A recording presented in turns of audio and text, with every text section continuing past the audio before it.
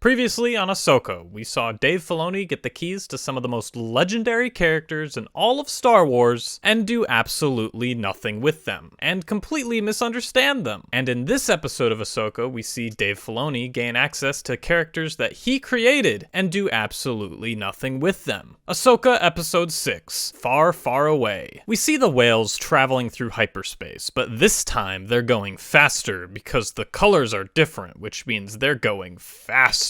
They're going ludicrous speed, apparently. Ahsoka and Huyang start talking about the choice that Sabine made. In the last episode, when Ahsoka looked into the past through the Force, like the plot contrivance she is, she saw that Sabine went with the enemy willingly and gave them the map. Huyang tries to tell Ahsoka that this was the only choice that Sabine had, which isn't true at all. Sabine had the perfect opportunity to destroy the map and ruin the chances of the enemy succeeding and bringing Thrawn back and causing another war, the thing that Ezra specifically sacrificed his life for. But no, Sabine decided to give the enemy the map, leading to Thrawn's return, and in doing so, betraying Ezra and destroying his legacy. So yes, Ahsoka, Sabine is a terrible person.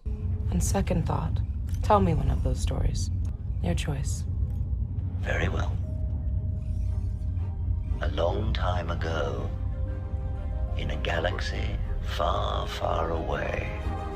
Now this is a really cool line, if you're stupid. I skipped over it earlier, but Huyang has the history of the Star Wars galaxy in his databases because Huyang literally knows everything about everything. I thought Huyang just made lightsabers. Why does he literally know everything? Saying a long time ago in a galaxy far, far away doesn't make any sense at all, considering that all the history that Huyang has is in the same galaxy that he resides in. Imagine at the start of a history lesson your teacher said long ago on the planet Mars. You see the problem here? But no, it's fine. It's just more shallow key jangling. Cut to Sabine in a jail cell on the Eye of Sion, and Baylan took all her armor and now she looks like Michael Myers again. Except they didn't take her knee pads or shin guards. Okay. Not a criticism, just pointing something out here. Baylan comes by and starts talking to her, and his face looks really funny through this hole for some reason.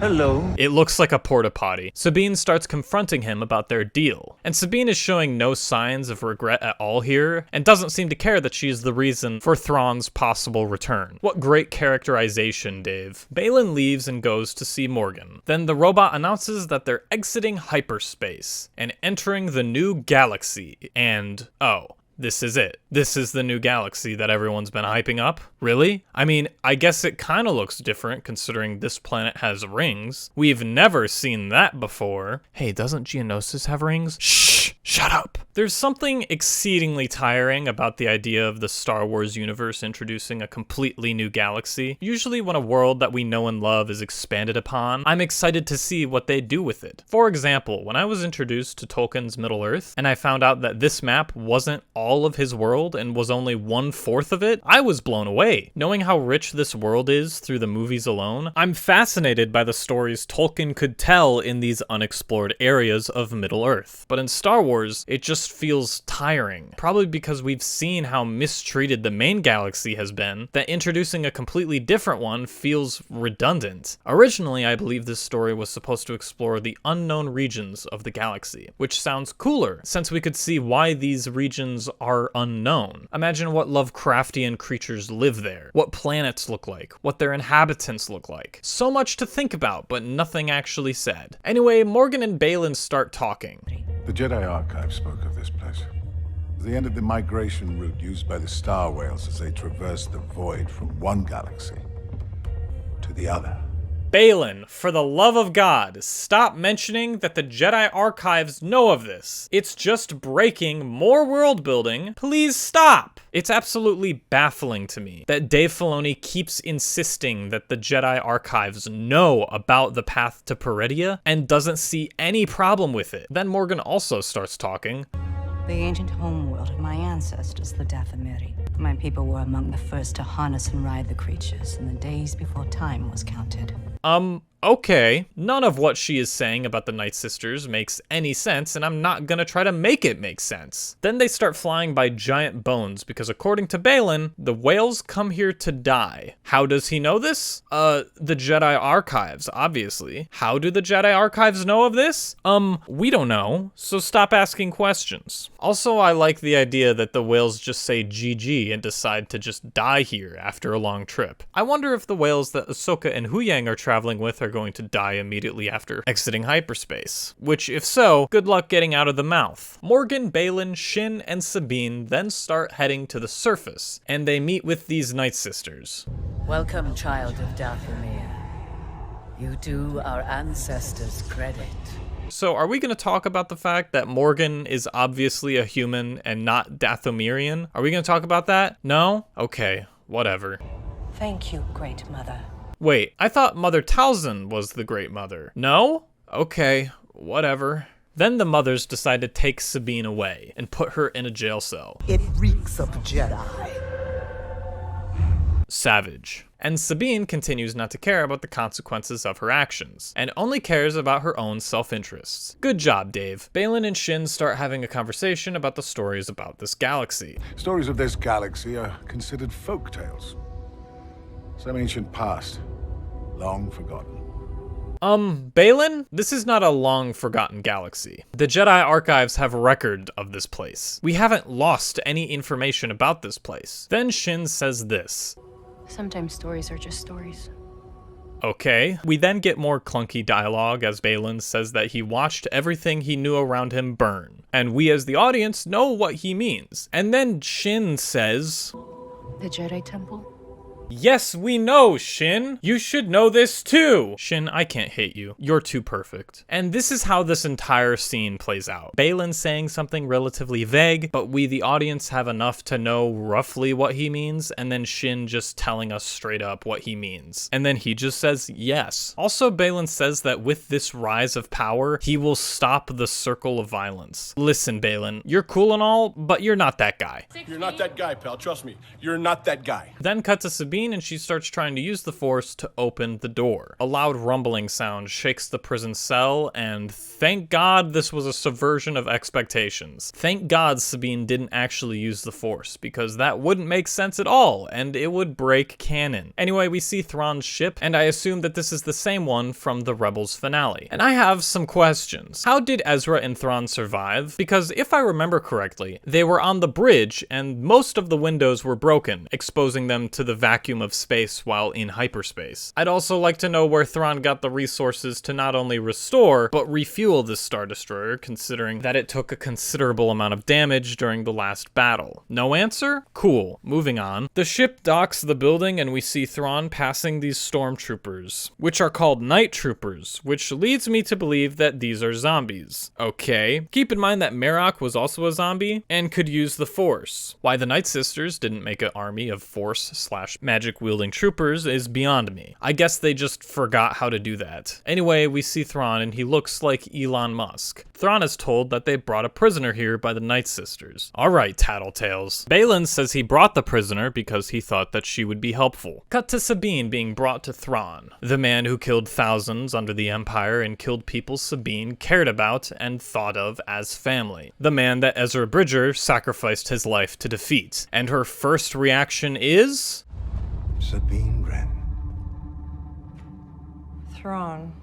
Oh, wow. Nothing at all. That's baffling to me. She just immediately asks where Ezra is and still doesn't understand the consequences of her actions. Great storytelling, Dave. Then Thrawn gives her a dog to ride and Enoch gives her her armor back. But they also give her a cape because capes are cool. Then Enoch gives her her blasters back and her lightsabers back. Then she cuts down Enoch and rides the dog to Thrawn's room and shoots him down dead, ending Thrawn's reign of terror, making both Ahsoka and Ezra proud. Oh wait, she doesn't do that. In fact, she just leaves because she's only concerned with her own self-interests. Wow. What a great character. Then Thrawn tells Baylan and Shin to follow Sabine so that she can find Ezra and Baylan and Shin can kill them. Cut to Sabine in the wilderness and she starts scanning for life forms. She then gets attacked by bandits. They have good enough aim to be able to shoot the life form analyzer out of her hands, but for some reason can't aim for her head or anywhere else that isn't covered in armor. The choreography here continues to be terrible as this guy decides to hit Sabine with the side of his stick that isn't pointy. Sabine also blocks this amazing shot. She then gets hit in the head with a blade a couple of times and doesn't seem to be fazed by it at all. Then she pulls out her lightsaber and finishes the job. She then sees that her life form analyzer has been broken and starts walking. Cut to the Night Sisters temple where we see Baylan and Shin departing. Thrawn tells Enoch to send them 2 attack squadrons once they get Baylan's signal. It would be faster to send out these 2 attack squadrons now so that they can provide faster support to them, but whatever. Thrawn is a tactical genius. Thrawn then explains to Morgan that their main objective is to leave this planet whether or not Ezra and Sabine are killed, and he's willing to leave Baylan and Shin behind. If this is what Thrawn actually thinks, I don't understand why he's sending out Baylan and Shin in the first place. Thrawn just said that his numbers have been dwindling since being banished, so why then would you want to send out 2 valuable assets and also 2 squadrons ready to assist them? The logic here is to kill Ezra before he can do anything to stop Thrawn from escaping. But the best way to do this would to have Baylan and Shin on high alert with 2 squadrons patrolling the base so that when Thrawn does leave, he can easily get his troops back on board and skedaddle. But whatever, I guess. Thrawn is a tactical genius. Then we cut back to Sabine walking alone and the dog has come back.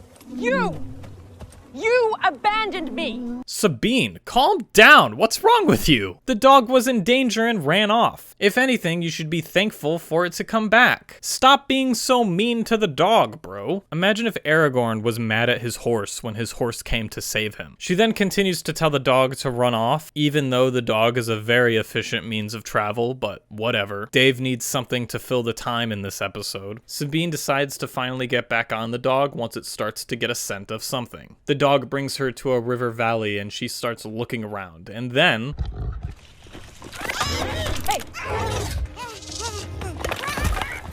Okay, I guess we've been teleported into Mario World, where the Koopas are canon. Sabine starts talking to the Koopa, and it sees the rebel symbol on her armor. Then more Koopas start popping up, and she asks them if they know about Ezra Bridger. So they start leading her and the dog to where they know Ezra Bridger to be. Cut to Baylan and Shin investigating the remains of Sabine's fight from earlier in the episode. Shin asks if Baylan knows the man that Sabine seeks to find. Baylan explains that Ezra Bridger is a broken Jedi trained after the fall of the Order. Like me? No. He was trained as a Jedi. I trained to be something more. I don't understand what Baylan means by something more, because we have no idea what Baylan and Shin are. Are they Sith? Are they Jedi? We don't know, and probably will never be told who they are. Shin asks Baylan if he misses the Jedi Order, and he says that he misses the idea of it, but not the truth. Baylan says that there was no future there. Shin asks if he sees a future in this absolute wasteland. I see what once was the great witch kingdom of the Dathmiri. The existence of the Great Mothers confirms this. Okay, so why is this city abandoned? Who or what drove them out? When did this happen? Well, we don't know, and we probably never will, so let's move on and not think about how it ties into the greater Star Wars lore. Then Shin sees bandits, and Baylan says this. The enemy of our enemy is our friend. Okay, Sun Tzu. Also, I would like to know how these bandits are going to be able to track down Sabine, considering that she killed all of them, except for one who ran off in a random direction. Cut to Sabine traveling with the Koopa, and they have arrived at the village. Wow, okay. It seems unbelievably contrived that Thrawn wouldn't have already hunted down and completely erased this species from existence. I understand that this tribe is nomadic. If anything, that makes it worse, considering that they would be leaving tracks wherever they go, making it much more easier for Thrawn to track them. But whatever. Thrawn is a tactical genius. Anyway, then we see Ezra Bridger, the Jedi that sacrificed everything to save the galaxy from Thrawn, the man who Sabine thought she would never see again. How do you think Sabine would react when she sees her long-lost friend, who she hasn't seen for 10 years, and also was presumed dead by many?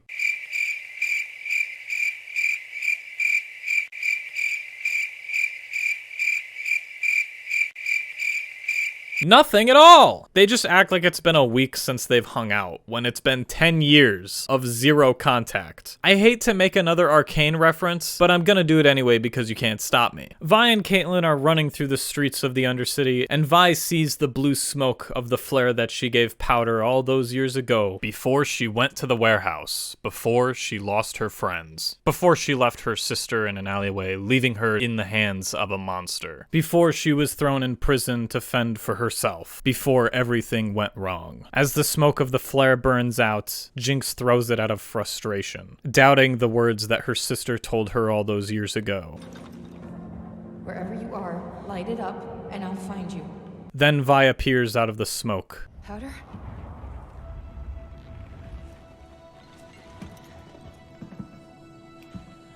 Vi? Oh, Powder!